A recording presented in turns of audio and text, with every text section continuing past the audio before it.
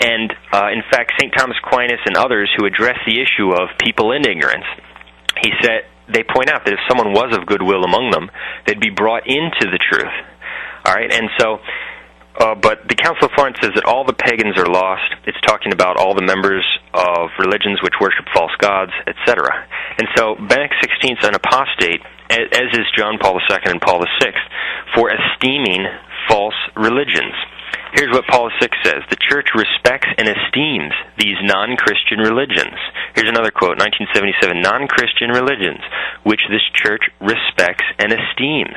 Benedict XVI, Catechesis, we have esteem for the other great religious traditions. This is apostasy. Okay, here's another address to the Italian Bishops' Conference, 2007, esteem and respect for all other religions. Okay? I see what you're getting at. Whereas I would completely disagree with your interpretation of his ignorance. I think you don't have any grasp of the knowledge of the doctrine of invincible ignorance at all. Whereas I probably would pick a different wording to some of the things certain popes have said since the very beginning, actually. I would disagree with every single comment you made about Florence as well as invincible ignorance. It doesn't even touch upon the topic. As you claim that the Bible is against me as well. I wonder if you're aware of John 9:41 and how you would respond to what John 9:41 says. I'd have to look up the verse. I mean, what about it? I'll go ahead and I'll read it. I'll read the NAB rendering. 9:41. Jesus said to them, "If you were blind, you would have no sin, but now you are saying, we see, so your sin remains." I was wondering if, since you're claiming if individuals are ignorant, they're still condemned, how would you interpret that verse? I would interpret it because he's talking about the fact of his coming. If he hadn't come at all, okay, then they wouldn't have sin for not believing in him. And in fact, St. Augustine, in interpreting John 15:22, I believe it is, which is a similar passage, he points out, let me just read that. He said, this is John 15:22, "If I had not come and spoken to them, they would not have sin, but now they have no excuse for their sin." And St. Augustine comments on this, and he says, not that they would be saved, but that they would be excused for the sin of not believing in Christ, directly contrary to your argument. So he addresses that very point, and he says not that they could be saved if he hadn't spoken to them, but that they wouldn't have the extra sin of rejecting Christ. That's the teaching of the Church. It's called the sin of infidelity or rejecting the gospel. But that does not say that the people who are left in ignorance of the gospel are saved. That is why Pope Eugene IV says all those who are outside the Church, all the pagans, all the Jews, all the heretics, okay? So you would have to believe that a Jew, okay, who is not convinced of Jesus could be saved. Okay, you're completely misunderstanding what the verse is saying. Right. Well, you're the same person who said that the Council of Trent declares that this is my body, this is my blood, is all you need for the consecration. When the Council, but I'll finish this point and then I'll let you respond. And the Council of Trent mentions nothing at all about the words of consecration. If you had read the Council of Trent, you would have known that, and that displays that you don't have the first clue about Catholic teaching. But go ahead. Okay, I'll get to that later. But John 9:41, once more, the term for blind used here is tuphloi, and it is in reference to ignorance, as can be found in other biblical connotations. And we're specifically told that a person is in ignorance, if you want to go ahead and look at the term, if they haven't heard the message. And it is not speaking of just seeing Christ, speaking of the message of Christ as a whole. Christ himself coming into the world and judging the world. They would have no hamartia, the Greek word for sin. And I assume the fact that you can't deal with this passage is the reason you jump into many other passages, you jump off topic, you start talking about a bunch of other things, and I'm going to ask you one more time. I answered the passage. I answered it right away.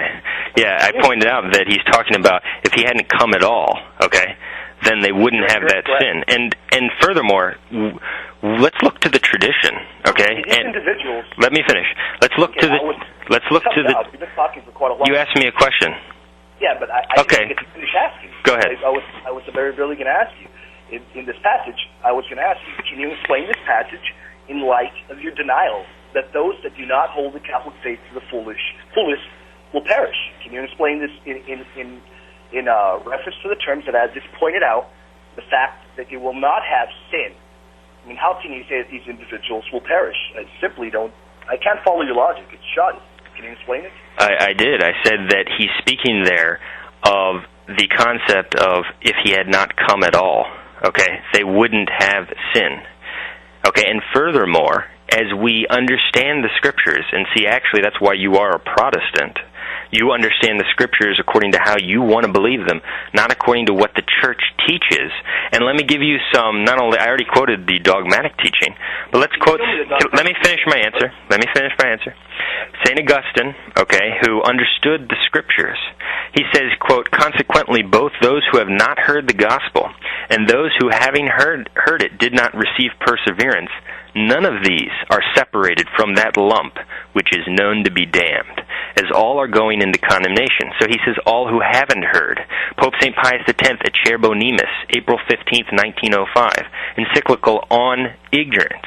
Okay, he says, "We declare that a great number of those who are condemned to eternal punishment suffer that calamity in hell because of ignorance of those mysteries of faith which must be known and believed in order to be numbered among the elect." The teaching of the Catholic Church, which you do not accept, is that there are certain mysteries of Catholic faith, namely the Trinity and the Incarnation, which every person above reason must know without exception to be saved. That's what the Church has always taught. That's what the doctors of the Church taught. That's what the Holy Office replies teach. And that's actually why Pope Benedict XIV says in Cum Religiosi number 4, 1754, that people who are ignorant of these mysteries, they stand at the tribunal and they're ignorant of what he must, by necessity of means, know to be saved. So there are certain mysteries which are necessary by necessity of means. That's why Pope Paul III in Sublimis Dei, 1537, says that, speaking of the pagans in the newfound lands, he says that none may obtain salvation save through faith in Jesus Christ. He doesn't make any exceptions. That's why Pope Pelagius I in 557, early on, he speaks of the wicked, okay, remaining wicked by choice, who either did not know the way of the Lord, or having known it when seized by various transgressions, continued in it. And so he's saying that the wicked are those who didn't know the way of the Lord. That's why Gregory XVI of Morari Vos says that those who do not have the Catholic faith, who are left outside of her, are not saved. That's the teaching of the Catholic Church. I would agree those who do not have the Catholic faith are definitely not guaranteed of their salvation. But once again, I simply notice how immediately I bring up an inerrant document, such as the Bible, and you move on to quoting a bunch of saints completely out of context. I simply don't see how you're dealing at all with the passage. And how was the quote given out of context? You've probably never even seen the quote. Let me